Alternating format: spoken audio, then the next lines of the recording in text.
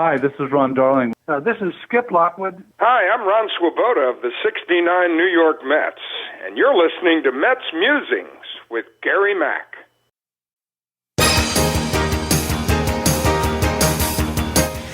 Now it's time for some New York Mets baseball talk.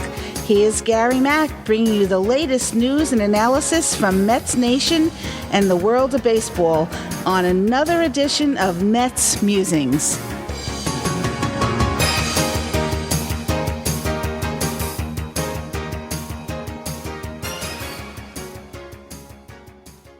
Hello and welcome to another edition of Mets Musings. This week on Mets Musings, I have a very special guest. You've seen him before. He's been on here. He knows all about the Miami Marlins with the big series coming up.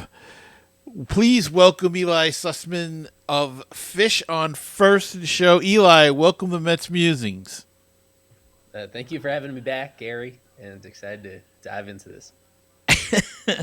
Well, Eli, we were talking a little bit before we got started here, and you mentioned that the Marlins are in last place, 13-32 on the season after an 84-78 record last year.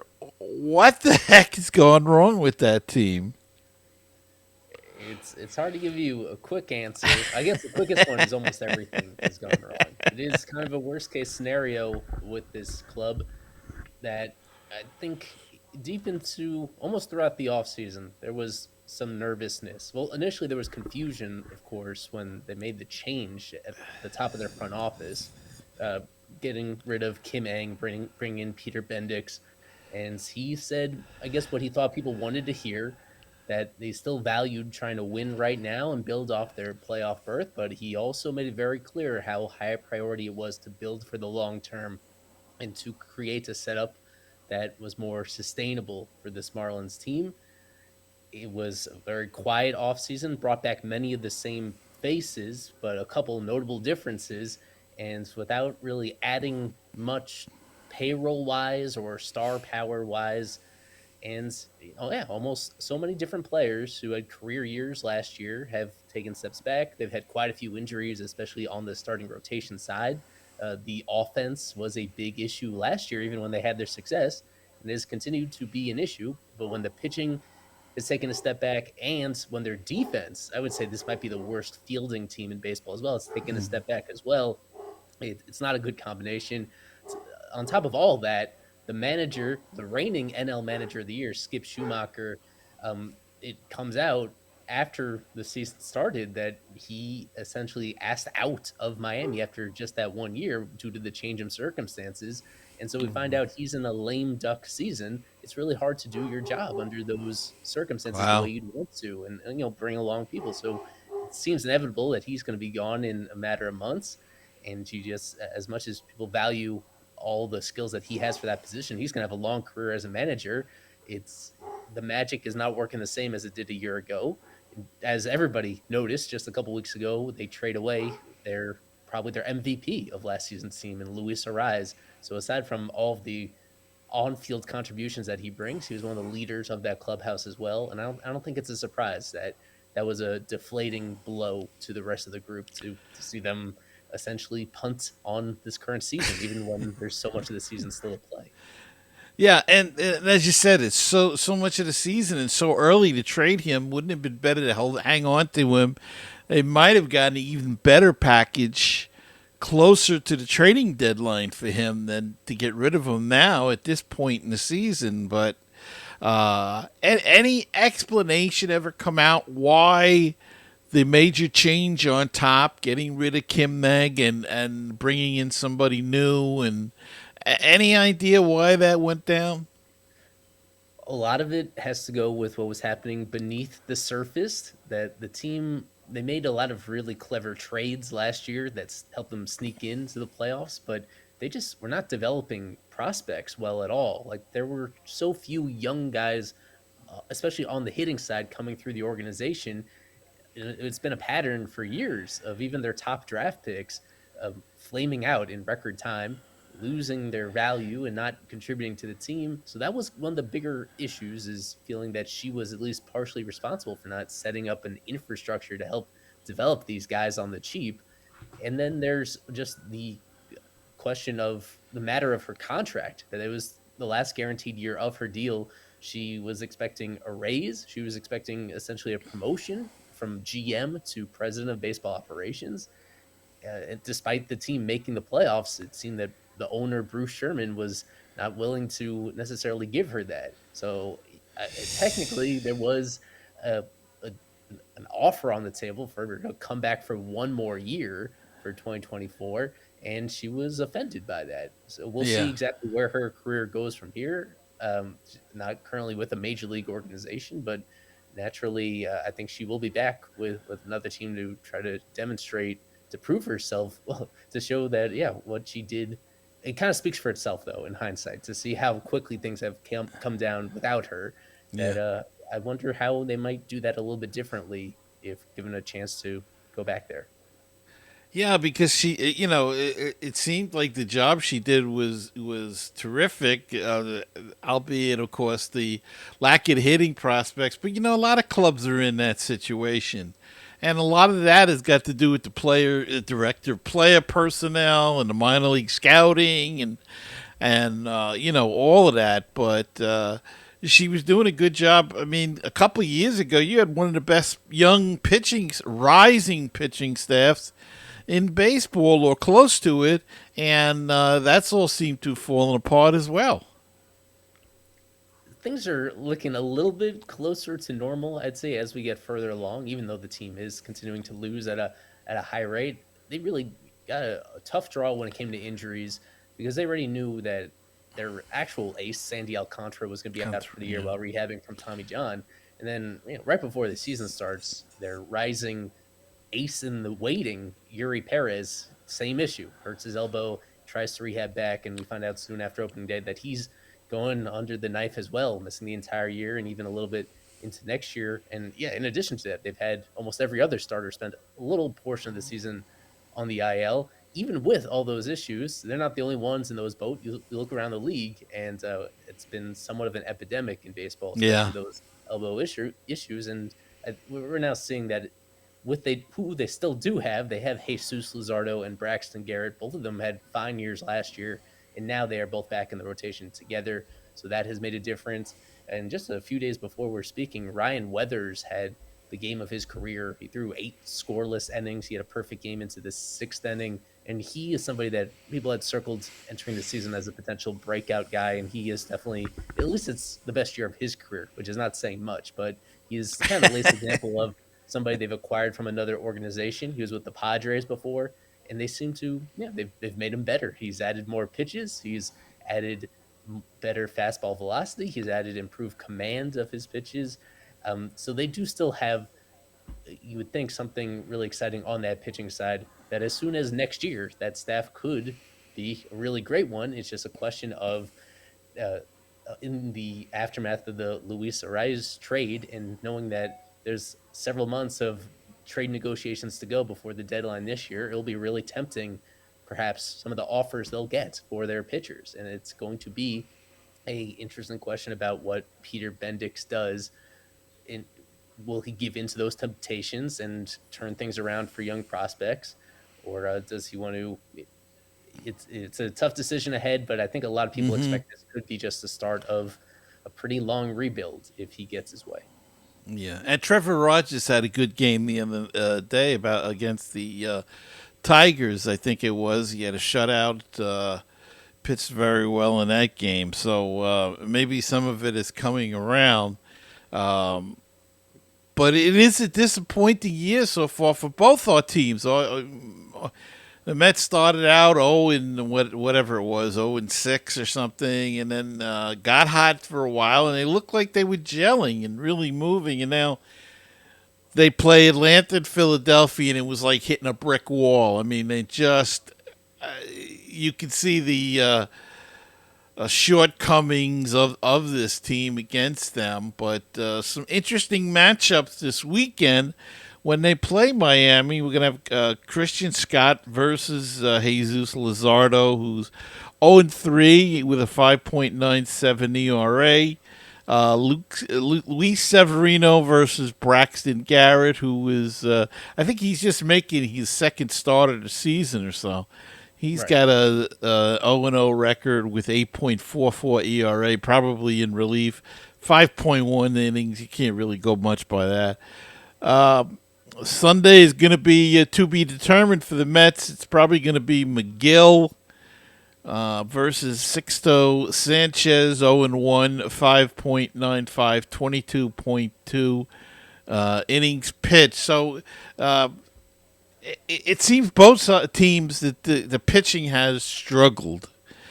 And you mentioned the offense. So if the pitching struggles, we know, and the offense struggles, you ain't got a lot going on there. And the Mets have kind of been in the same boat with the offense as well, which is even more surprising why they would trade Arias.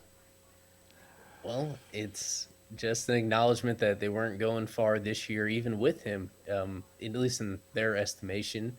And the fact is, the guys around him haven't really picked it up the way that they thought last year when the Marlins made that run into the playoffs. A big part of it was Jake Berger and Josh Bell coming over at the trade deadline and really Right. catching fire. And Berger, at the very start of this year, he was great, and then he landed on the IL with an intercostal strain. He came back about a week and a half ago, and he's been in a big slump ever since then.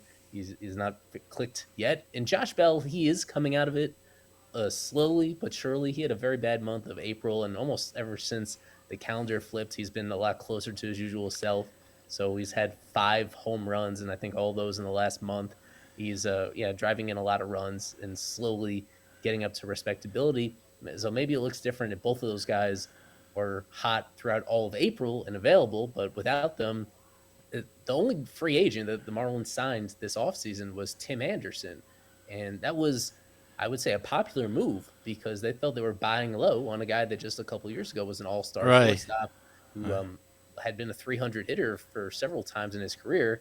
And that has backfired. He is somehow coming off the worst year of his career. He's just continued to decline, and he's actually injured for this series. They just put him on the IL a few days ago Yeah. with a lower back strain, but he just wasn't hitting his weights and defensively wasn't giving them much. He was striking out more than ever before.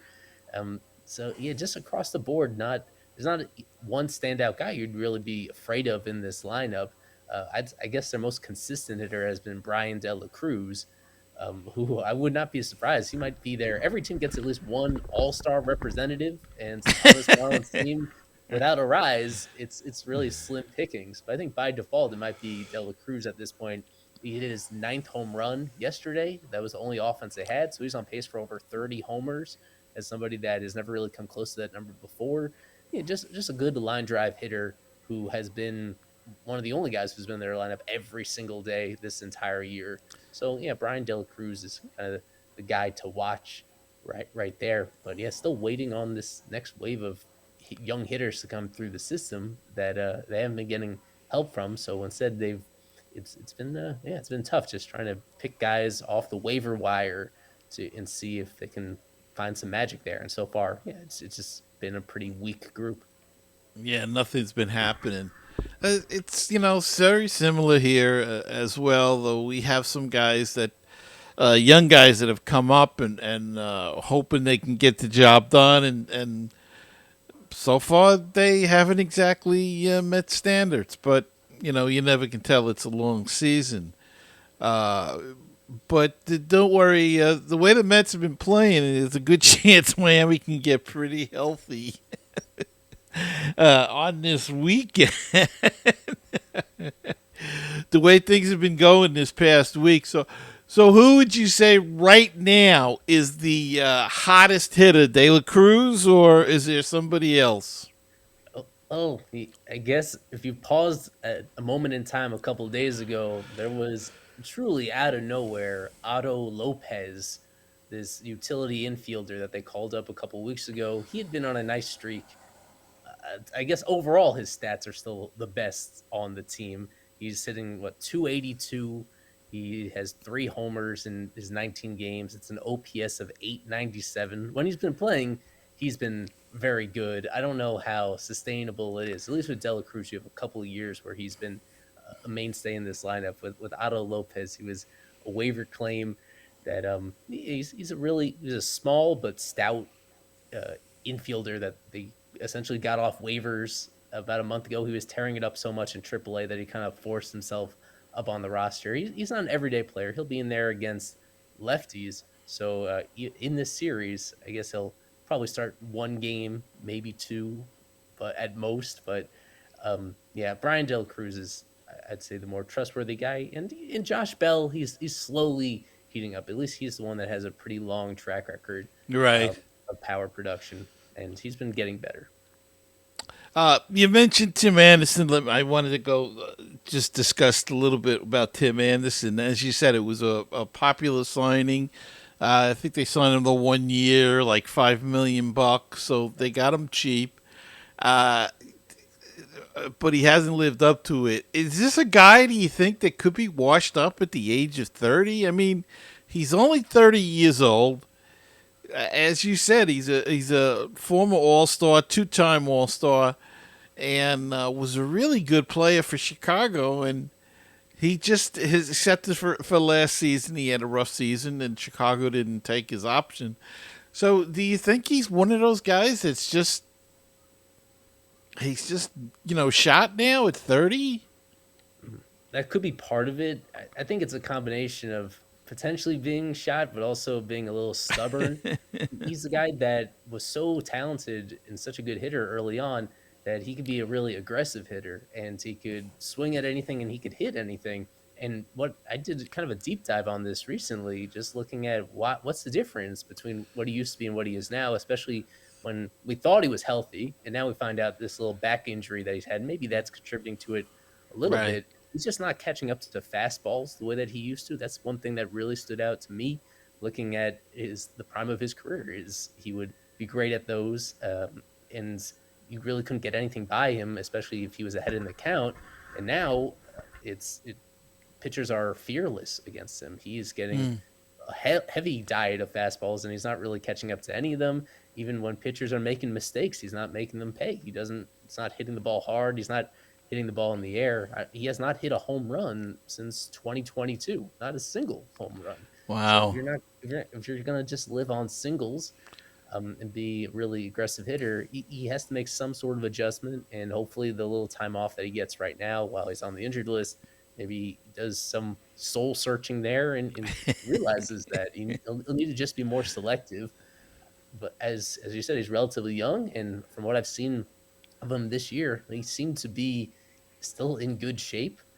All things considered, there's no reason why he should continue on this trend, but he'll have to make some pretty major adjustments because the league has adjusted to him, and the results kind of speak for themselves. It's just not working right now. And as we know, the game itself is a game of adjustments. The pitchers make adjustments to hitters. The hitters are going to make adjustments, and so on and so forth. Another guy that always comes to mind when we talk about the Marlins, I think he was a very exciting player, but really he's been quiet, is Jazz Chisholm Jr. He moved to center field. I think he started at second base, correct? And now they moved him out to center field a couple of years ago now, I guess. How is he performing this year? Because you really don't hear much about him at all. He's similar to Josh Bell. He started slow, and he's trending upwards. It just hasn't gotten hot. Hasn't been super consistent from that aspect. As you noted, this is now his second year as a full-time center fielder. And I thought the handling of that has been a little bizarre, where you would think that it's a big asset to the team to have somebody that can play the middle infield and play center field and occasionally split time. Instead, he has cut out his second base and shortstop duties cold turkey. He hasn't played a single moment there since he made this move to center field. And the results have been mixed. I feel like he's gotten a lot better than he was at the start of last season, but still not a strong fielder out there. Like, he still just makes some questionable routes sometimes. And he's gotten hurt, not this year, but last year Well, I'd say this year as well. He is fearless when he goes into the wall trying to rob home runs or make plays over there, and I'd say it gets a little reckless where he would perhaps he hasn't learned yet, when to the pros and cons of going after everything at 100%. So Right. he banged up his shoulder earlier this year, and I feel like that was holding him back a little bit. And at this moment, he seems to be fully healthy. As a hitter right now, what he's up to 252, which would be kind of right around his a little better than his career average right there. And he still has almost as much power as anybody on the team. He's a very good base runner no matter what. He's fine, but he's just still an incomplete player. He still doesn't hit lefties much at all. You you and he just there's strikeouts are still going to be there quite a bit. As I mentioned, the defense is it's kind of mixed. It's not like he hasn't fully taken to that new position yet. He's been an all-star already in his career. He was last year he was the face of the MLB The Show video game. So he's somebody where it feels like his reputation has preceded his actual production. Yeah, He, yeah. and I feel like sometimes even Jazz himself kind of views himself a little bit differently than his performance is actually shown. Where he's on this team, he's one of the better players they have, even with these limitations. It's just that he's kind of been the same version of himself for a few years now, rather than continuing to take a step forward. So at 26 years old, I do think there's another level for him to get to, and this is going to be an important year for him to do that for this team that now is reaching that interesting decision about whether you want to extend him and really build around him or whether you want to trade him but because he would still have a lot of value out there. It's a huge year for him now, especially with Luis Ariz out the window. He is definitely the face of their team, at least among the guys that are healthy. And of course the Mets have struggled defensively with base stealing. So how are the Marlins doing in that speed department? Are they stealing a lot of bases, tempting to steal? Do they have guys that steal? What's the deal with that? Well, last year that was actually a big point of frustration in 2023. That felt like the team was being held back. That's when they had both Jazz, they had John Birdie, who had been the National League stolen bases leader in 2022, and they had all these opportunities that they weren't using. I'd say it hasn't been under the microscope the same way, but they are also even this year kind of cautious on the bases, where Jazz has 8 steals, and that is 1/3 of the entire team's total. Really, outside of Jazz, there's not many other guys that run, or at least those other guys that don't really get on base very often. Where they have Nick Gordon, he's a good runner, but his on base percentage is only 250. They have Vidal Brujan, who is having somewhat of a breakout year, but he also doesn't really run the way you thought he might, just like based on his talent over there. So I think overall they're kind of a below average base stealing team overall. It's a lot of it is just Jazz and more Jazz and not a whole lot of other guys that really get the green light very often over there. So yeah, not a strength of this team very much, but you hope as they have some of these speedier guys in I mentioned Otto Lopez and now with Vidal Brujan that if they're playing more consistently, I think those guys have the potential to be good base stealers. So it seems like the dark horse guy we should be watching this weekend, if you're a Met guy or a Met team on the Marlins, would be Otto Lopez. Would you say then? Right. Yeah. By default, if we had to pick a guy that even Marlins fans don't really know particularly well at this point, but could surprise some people, it's not uncommon in baseball for somebody that hasn't really played much at the big league level, where the Right. scouting report really isn't out on them. I think I know where his career is headed. I don't think he'll ever be an everyday player in this league, but there are plenty of examples of guys like this who have the best streaks of their careers at the very beginning, as the league is still trying to figure out who they are. Right. And then you never know. And there are guys that have, just have teams that they match up well about, and they become killers of that team. They hit well. So, some of them are big stars. Like the Mets always had a problem with Chipper Jones and Freddie Freeman and those type of guys. And let's hope it's not somebody. Well, from my viewpoint, I'm hoping that it's not Otto Lopez or De La Cruz, but we shall see this weekend. So this will be the first matchup between the Mets and the Marlins this season, and I guess we'll both get a better understanding with both teams. The Mets next to last and the Marlins last. Have you guys faced Washington at all this year? Right. That was, I would say, a pretty big turning point of this season because the Marlins destroyed the Nationals over the previous couple of years. In 2022 and 2023, they went 26-6 against the Nationals head to head. That was quietly the difference between why they were, one of them was a playoff team and then the other one was in the basement. And then it was a big turning point when for 4 games, Washington came to Miami and they swept those 4 games. There was a game in there where the Marlins led by 7 runs and they blew that lead in just a couple innings against the Nats.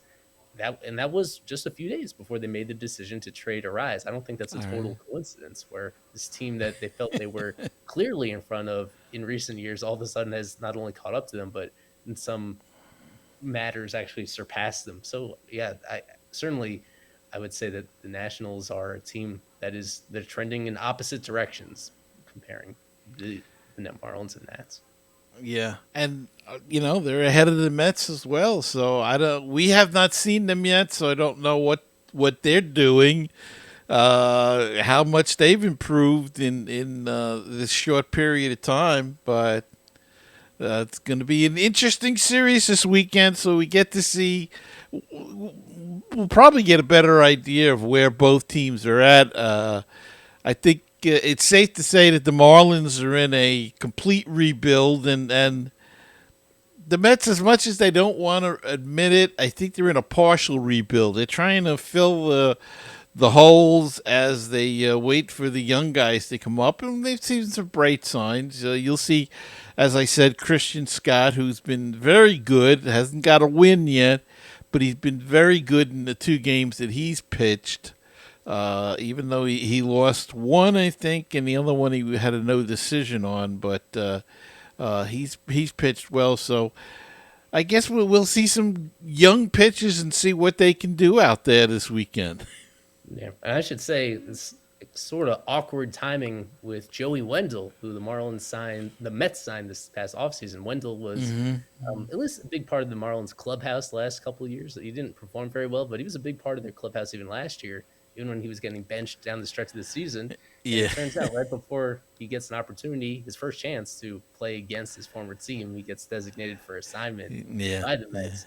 So I'll be curious to see where he winds up. But that was somebody that even myself was kind of looking forward to seeing again. Just a consummate professional, but unfortunately can't hit much at all at this stage of his career. And he wasn't not fielding well either. He wasn't doing anything here, and they really had to make that move because they wanted to bring up Vientos. They sent him down, and he's been hitting down there. They called him up once. He hit a game-winning home run, and then they sent him down the next day or 2 days later. So they wanted to get him back up, and I think they had to make that move. The only problem that it causes for the Mets is that they really don't have a backup shortstop, a utility guy that can play second, short, or third now. Speculation is McNeil would go to shortstop for a game until they could bring somebody up, but so we're hoping Lindor doesn't get hurt in the interim, but we shall see. Well, Eli, it's going to be an interesting series, I guess, and we'll see. They're pretty well matched up, so we'll see what comes out of it. And I want to thank you again, as always, for coming on the show. It's always a great pleasure to talk to you and a lot of fun. And why don't you go ahead and plug whatever you wish to plug? Well, I founded Fish on First, and people can find all our Marlin stuff, fishonfirst.com, all our social media coverage, our own podcasting as well. things have taken an interesting turn this year. But I do mean that when I say it is interesting for the team now under new management to be going in this different direction. So we'll find something to keep ourselves occupied throughout the next 4.5 months, even if a postseason berth isn't really in the cards anymore. Yeah, enjoying what I'm doing nonetheless with this team. It's a brand new adventure under new general management, soon to be new manager itself, and the roster we think is going to change over a lot. So already, when you make a big trade this early in the year, it just means that the trade speculation is constant throughout the entire season. But yeah, we got you covered for that, and excited for these teams to match up 13 times in total throughout this entire year after this first one. So yeah, fishonfirst.com for all our coverage over there. All right, and thank you so much once again for coming on, and I'll be back right after this. Baseball and BBQ, your place for interesting baseball talk, opinions, and history. Baseball and BBQ, your place for barbecue recipes, tips, and interviews from the world of barbecue. If you like baseball and if you like barbecue, then tune in to Baseball and BBQ. Find us on iTunes, Stitcher, Google Play, and BaseballTalkRadio.com.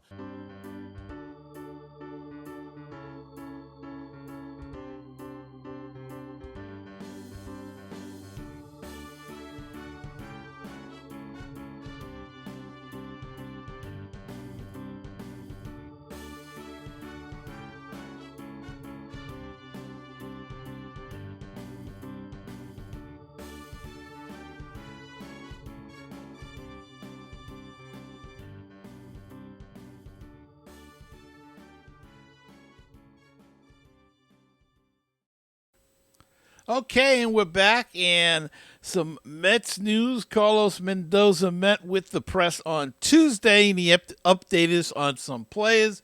Brooks Raley has been officially shut down by the Mets as he recovers from a UCL strain in his left elbow. However, the Mets say that a recent MRI showed that there are signs of healing.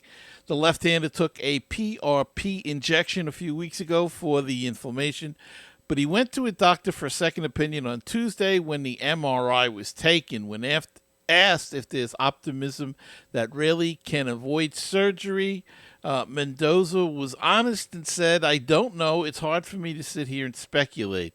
Mendoza said, "We have to see what we're dealing with 2 weeks from now, so we'll wait and see on Brooks Raley." Right-handed pitcher Drew Smith was expected to be activated off the IL on Wednesday, but was not. Mendoza revealed, that his reliever suffered a setback when playing catch on Tuesday before the game against the Phillies. Smith, who was recovering from an issue with the front of his shoulder, told the training staff that he had a pinch in the back of his shoulder. Mendoza said that the team doesn't believe the setback to be serious, and the plan is for Smith is for him to continue to throw Thursday before making a decision on the next steps, but no further testing is scheduled. Kodai Senga threw another bullpen session on Wednesday, and the Mets ace tossed 30 pitches, and it went well, according to Mendoza. The team will wait a couple of days before deciding on what's next for Senga. Meanwhile, Adrian Hauser, the starter-turned-reliever, was scheduled to return to the rotation, but with the bullpen being used so much in recent days, the Mets need the right-hander in the pen, so he will remain in the pen for the time being. And that is some Mets news for you.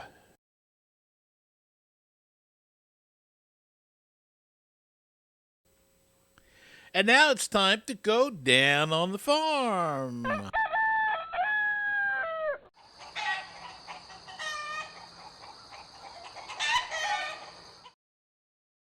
We're going to have an abbreviated version of Down on the Farm this week, but we have some good news, I guess, for these guys.